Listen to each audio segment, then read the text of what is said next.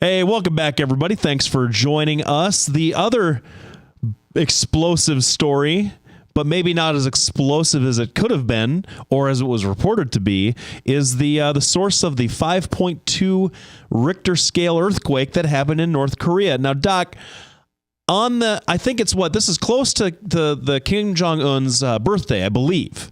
And it's actually leading up to their national congress, the party congress, the first one they've called in over 30 years, as from what I understand. But North Korea comes out, and I'm sorry, I can't. This is a serious thing. It's a serious story because North Korea is a rogue regime that has nuclear technology that just hasn't been able to harness it. They come out and say that they have successfully tested a hydrogen bomb.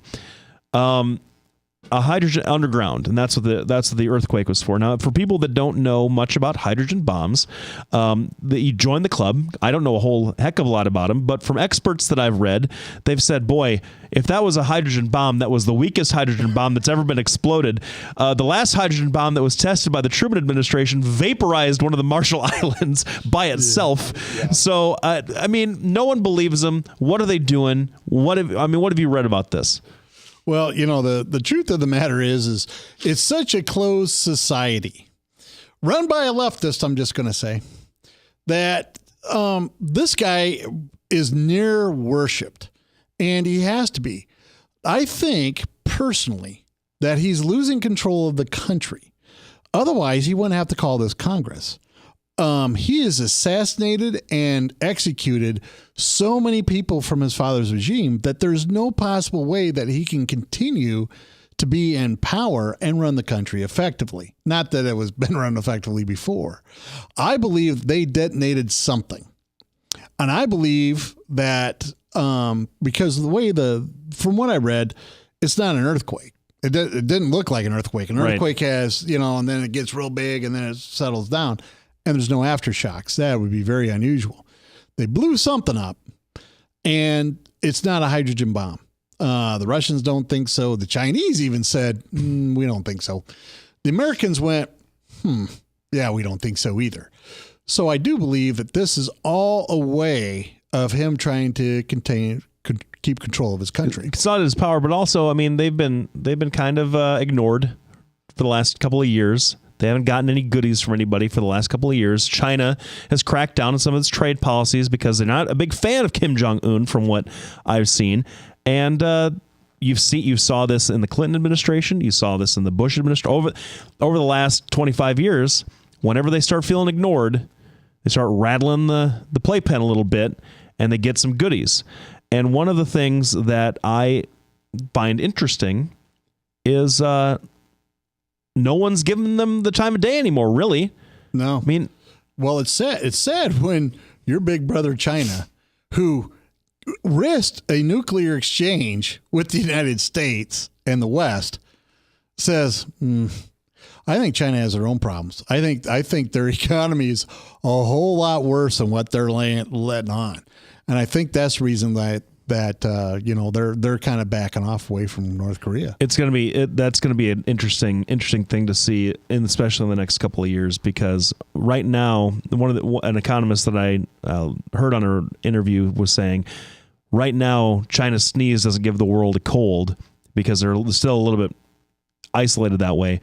But 2017, 2019, 2020, who knows? Yeah. Well, and while we're talking about China's economy, let's talk about the worst start for the stock market ever in history since it's existed. And all of it due to China's slowing economy.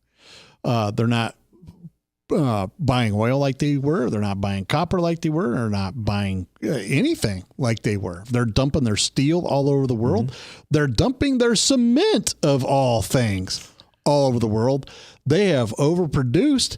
They're saying their economy is growing only at 7%.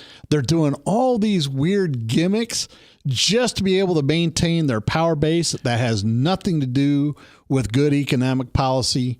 And most estimates from the West have said that their growth is not anywhere near 7%. Most likely it's 2 to 3%. And that news that came out has just kept rocking the entire world over and over and over.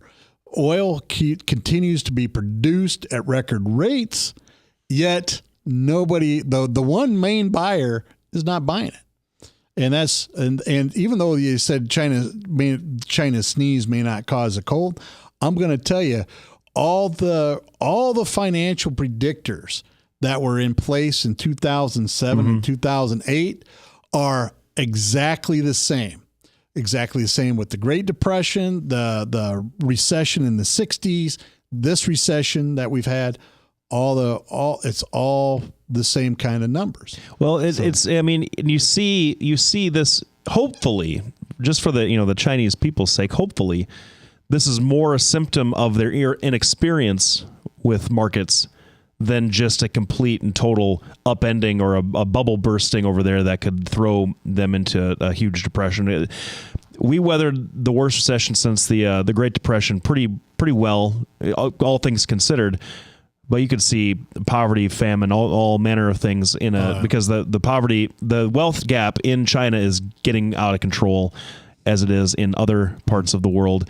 One of the guys that I listened to mentioned that it's the market over there, the stock market. It's not really a stock market. It's the Wild West. Just people doing kind of whatever they want, and they don't have the experience to weather the kinds of shocks that Western economies kind of have. So I don't know. Yeah, I don't know. I don't know if I mentioned this last week during the show, but something would happen. Thanks. So, but China has produced more cement in the last 3 years than the United States has ever produced ever, period. And of course, that's a carbon heavy commodity. You playing anywhere? We're going to wind up the show. Thanks everybody for tuning in. We really want to express our thanks to have you guys come out and listen to us every week. I got a few things coming up at the end of the month. I want to give a shout out to the people that had me play at their private event. And tell me how cool you think this is. This group of like 30, 40 friends has gotten together to do a week after, like the after New Year's party. It's the week after New Year's. They all get together every year for the last 20 years. You don't see things that consistency anymore, and I thought it was really cool, and they were fun, and they had me play their thing, and I had a great time. It was easily one of the most fun gigs I've ever played. All right, that's terrific. Thanks everybody for tuning in. We'll be back next week.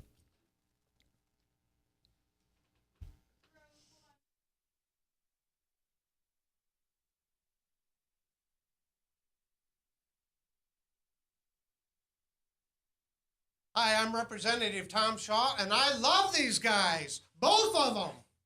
Love these guys. Get over here. Love both of them.